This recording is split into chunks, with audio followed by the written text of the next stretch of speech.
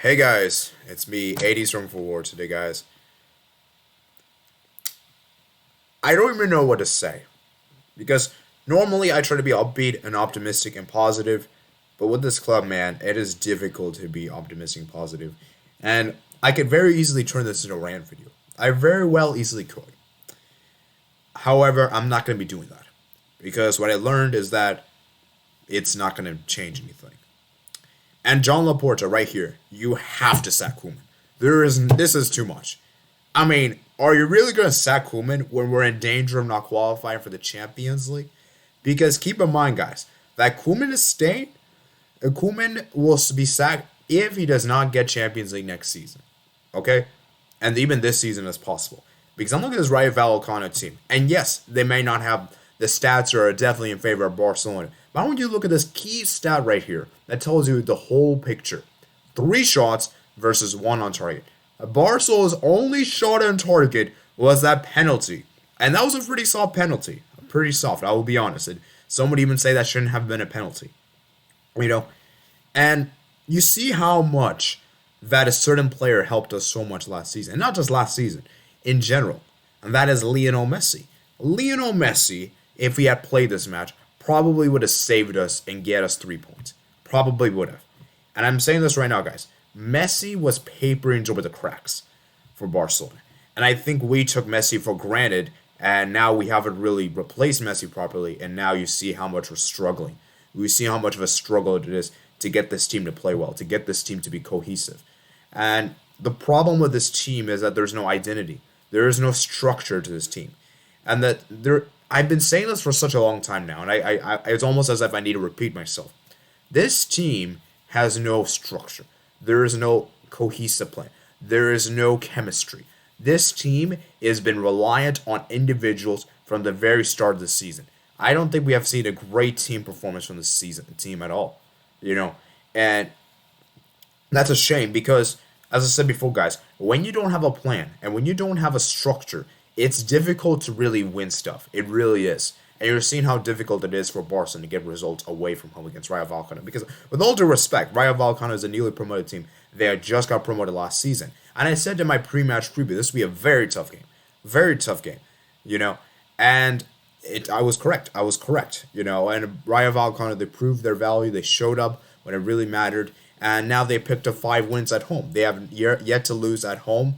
They've actually lost less. They've actually done relatively well. And you can see how great they have done. 18 goals scored, 12 goals conceded, 6-goal difference. And you can see how much Rayo Vallecano is very important for this team, And the thing about this Rayo Vallecano team right now is that they're actually in 5th right now as we speak. They're actually 5th place right now as we speak. And you see how much this team is so good, And my thing about this Barcelona team is this. People look at that stats and say, oh, Barcelona played really well. No. No. A lot of those shots were hopeful shots. Because shots just tells you how many times you get into the box. It doesn't tell you what the difficulty of the save was. Now, will we give credit to the goalkeeper, Rayo Vallecano's goalkeeper, Dermichvisky, I think is his name. Whatever you say, I'm not. It's going to be hard for me to pronounce. But basically, he had a solid game. He made good saves on Aguero and Depay respectively. And I just think for me, guys, this Barcelona team is really looking bad right now. And there's a real possibility that Barcelona may not even get Champions League football next season. And no, I'm not trying to be reactionary here and trying to say this. I'm trying to be realistic with you guys. Because right now, guys, you look at the table right now, Barcelona are 9th in the table, having played 10 matches, 4 wins, 3 draws, 3 losses. 15 goals scored, 11 goals conceded, 4-goal difference, and 15 points. And we got to keep this in mind, We have only scored 1 away goal this season. Okay? And also keep in mind, we are yet to win an away game this season. And we have played against the likes of Cadiz, we have played against the likes of Rayo Vallecano, and these are the teams we should be beating. Now I understand Atletico Madrid, it was always going to be tough for us to beat, but really we really shouldn't be losing, drawing to Cadiz and losing to, Rayo Vallecano. So anyways, enough of that spiel there. Let's talk about the actual match, okay? So early opportunity, Mats had a great save to make. Then Rayo Vallecano, they actually nearly scored. It was a great chance from Rayo. They actually tried to score from the halfway line. Thankfully, Ter Stegen was alert there and he stopped the chance. And then Depay had a good chance there. And then Guerrero went down inside the box. It was a bit no pen was given, of course. I think that shouldn't have been a pen because he went down too easily. Then Nico made a great pass. And Nico's pass was really good. I think Nico for me was one of the best players today. And then Falcao had a chance, and then Falcao actually scored. It was a great goal from Radamel Falcao. Great way to turn past Busquets and Pique there.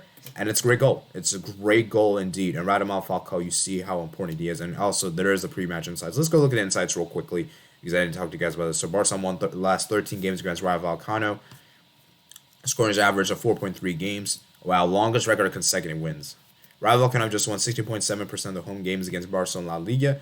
The joint lowest percentage of home wins against any opposition they faced at least 10 times. Vallecas. Barcelona won on their last two visits to the Premier teams in La Liga without conceding. 1-0 versus Huesca, 2-0 versus Elche, both legendary after having just won of the previous 5. Barca have won their last 4 La Liga matches played on Wednesday, while Rayo Vallecano won none of their last 4 matches played on that day. Barcelona just scored 15 goals in the first 9 games in La Liga, the lowest tally in the competition since 2003-2004. Yeah, guys, a lot of records got broken here. A lot of records got broken. So you can see, let me show you guys the Falcao goal. Radamel Falcao scores. It was a great goal. Busquets is caught on the ball by Treo, and he instantly sets on the counter. Sliding the ball through to Falcao. Pique stays with him all the way, but he pulls it back away from the defender before a low shot into the back of the net. It's at 4 post. 1-0 Rayo Vallecano. And it was a deserved goal. It was a deserved goal because the start Rayo Vallecano had was amazing. They were pressuring Barcelona. They were putting Barcelona so much pressure. And you see how Barcelona, when they're not in transition, when they don't have the ball, they are very frantic and very crazy. And then Dest had a great chance to equalize there. Right there, yeah, Dest. On wow, it was a great chance there for Dest to equalize. I think Depay teed a Dest up there. Let me see if I can find that right here. I think it says it. Yeah, and it was like the 36th minute. It was a great chance for Dest. Then obviously Nico had that chance as well. And then at halftime here, it was 1-0. 1-0 to Rayo Vallecano, and Rayo Vallecano were the better team, of course.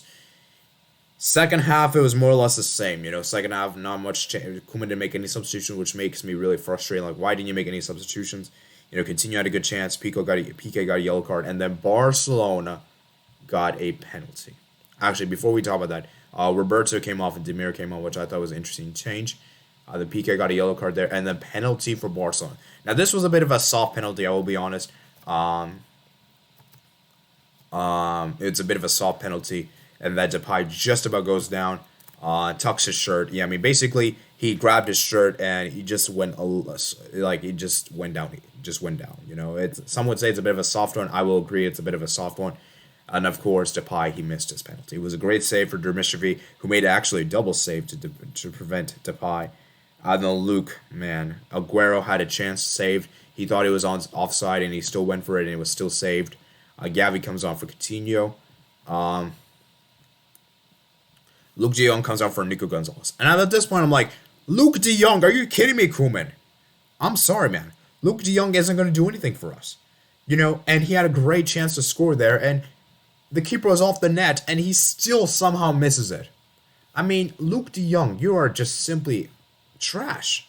And the Guerrero had the header there, and then Gavi had a great chance to equalize right at the end there. You could see, and Rayo Vallecano, man, a great win for them. And for Barcelona, man, this is just terrible. This is absolutely unacceptable. And this season will be a huge struggle. Because right now, guys, Koeman is just living by thin air right now. And if Koeman doesn't get sacked after this game, I don't know what to say. Because I know some people will say we should blame on the players. And of course, I do blame the players. But we still have to blame Koeman here. Because he made these dumb decisions. And I've been saying this for a long time now, guys. Serginho Dest cannot play as a right winger. I don't know how many more times I have to say that. Roberto shouldn't be playing. So why not put Dest at Roberto position? And why not give Yusuf Demir the start?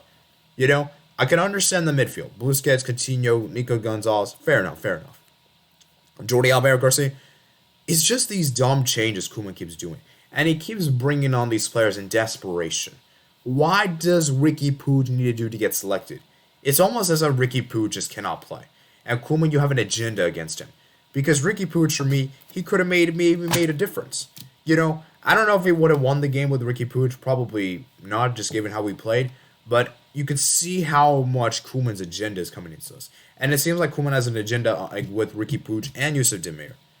And I've been saying this for a long time now, guys. This Barcelona team, they're going to struggle a lot this season. And our next game is against Alaves on October 30th. This is a team that's also just about above the relegation. And honestly, given how we played today, I wouldn't be surprised if we draw to Alaves or lose to Alaves. And then we have that crucial game against Kiev on the road. And then we have the Celta Vigo game. That's going to be the last game before the international break. And that's going to be our final home match. Our final home match this month. We have to beat all three of these teams coming up. There is no excuses whatsoever. And I know people will say Ansu Fati didn't play. Had Ansu Fati played, maybe Barcelona won. But we can't really be relying on Ansu Fati like that. I don't want to see this club be that reliant on Ansu Fati. And that I do admit Ansu Fati is a great, great talent. I do rate him highly, of course. But we can't act as if, though, that we lost this game because Fati didn't play. Because, as I said, we should be good enough to beat Rayo Vallecano. And, I don't know, guys. This team, man, as I said, it's going to be really tough to see how this team projects from here. And as I said before, guys, this is just terrible. I mean, this is like one of the worst Barcelona teams that is probably imaginable in history. This Barcelona team, you're seeing how much Messi had to carry this team. And, oh, man. It's going to be a really bad, guys. It's going to be really bad for this Barcelona team, and I hope we can get back to winning ways because, as I said before, guys, Koeman, I want to see you sacked. I want to see you sacked because you have done a terrible job. And I think we're seeing what Koeman's Barcelona is really made of this season. Because I said before, guys, I think Messi for me last season was almost papering over the cracks. He was giving Koeman life. But if you really see how much Messi's departures really affected Koeman. So as I said, I could go on and on, discuss more and more, but I'm kind of just there for today, guys. I'm frustrated. I'm disappointed, guys. I'm mad. But at the end of the day, I'm kind of used to this. This is a sad reality here is that I've been used to this for a long time now and that the paperings have been there for such a long time. And I'm sorry to say, this team has really not been the same. Ever since 2017, this team has been on a downward trajectory, and now people are just seeing this because Messi isn't playing anymore. So, yeah, that's pretty much it. So make sure you guys check out me, my little platform in the description below, guys. Make sure you guys comment, subscribe. And before I round up this video, I do want to talk about the lineup real quick because I didn't really speak too much about it. I did speak a little briefly, but I want to speak more about it. I think this lineup for me, guys, it was a pretty good lineup. I think the lineup for me was the most part pretty good. My only concerns with the lineup were Dest and Roberto. As I said, I wanted Dest to play the right back and Yusuf Demir the right winger. But other than that, I was fairly content with the starting lineup. I was fairly content. So, as I said, congrats to Rayo Vallecano. They deserve the win. And, yeah, man. So, I'll see you guys later. Peace out.